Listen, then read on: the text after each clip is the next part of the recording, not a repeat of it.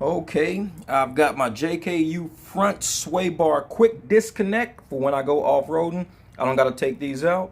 Now, if you want to know where these are located, these are in the very front of your Jeep, connected to your sway bar. Mine are silver right now. So these are for a 3-inch lift kit, but I just got the ones for the taller one.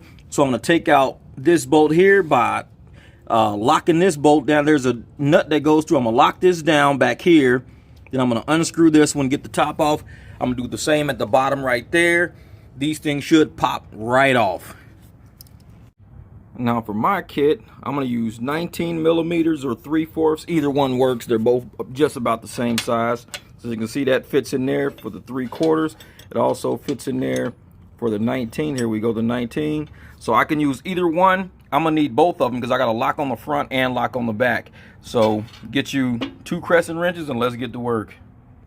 So like I said, you're going to lock 1 wrench on the one side, 1 on the other, and you're going to wrench this off. You'll be good to go, top and bottom. Okay, so there's the old one out next to the new one. I'm going to have to adjust this, so I'll adjust it probably up a little bit, and you just easily adjust it by loosening this nut here, wrap that around a couple of times, lock this back in, and then it'll be exactly the height you want it to be. I'm going to make mine just a little bit higher, not much, but just a little bit. But yeah, once it comes out, I mean, it'll be a big empty gap, you know that. But here you go on the ground here. Now I got to just make my adjustments and install the other one. As you can see, the new one's got grease fittings.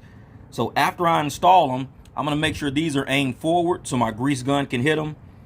And that way, once I'm, ready to take off and roll and everything, these things are all greased up. They're not dry. So make sure you aim them toward the front of your Jeep so your grease gun can get to it real easy. So because these are quick disconnects, what you want to do is already have your post sitting in there like that, but you want to put a Phillips screwdriver through here because you're going to tighten that bolt down on the back end.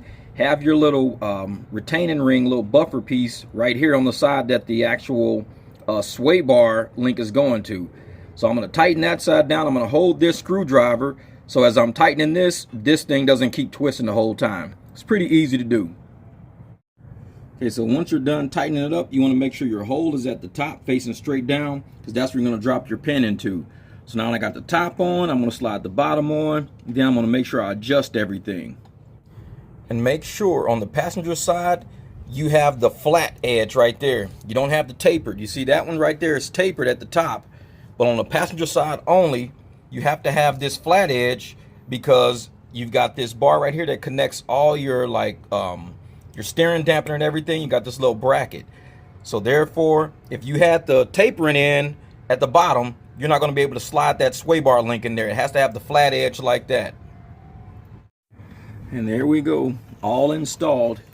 And make sure when you install your pin, it snaps all the way down. There is a right way and a wrong way to do it. That pin has to snap all the way down and touch that post. So if it doesn't doing that, you got it flipped around. Flip it the other way and snap it. And they both should be like that. Both should come all the way around, snap, and touch the post like that. If they don't touch the post, you got them in wrong, flip them around. But yep, so these are both lubricated. You can see all the grease coming through and everything like that. That'll keep it from the bearings from rotting out and all of that stuff. This one, I pre-did it already. Here's my little grease gun right here. So I did that one already. I just pre-did it, got it out the way, just because I know I put the jack up under here because the damn Jeep kept moving back and forth. So I was like, well, let me lock it in place. I got the parking brake on, but I had to lock this thing in place. So I just kept it from moving.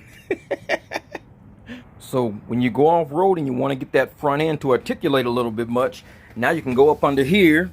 You can unsnap this. You pull this up, out, get that out the way. You can do the same thing to the bottom one. You flip this up, out, get that out the way. So now both of your pins are down here. And what I do, slide the top off like this. Come on, thing. I gotta use my other hand. Use my strong hand. All right, slide the top off like this. And then you slide the bottom off like this. And now your sway bar is disconnected. You can go out, you can off-road, get all the articulation you want. Put it back together. It's super easy. You just slide the bottom end first. Slide it on like that. You come up to the top. Slide this piece on here. Come on, push, push, push. Yep, okay, so that's on there. Now you just lock all your pieces back in. You put your pin back in the top. Snap that in. You come back around to the bottom over here.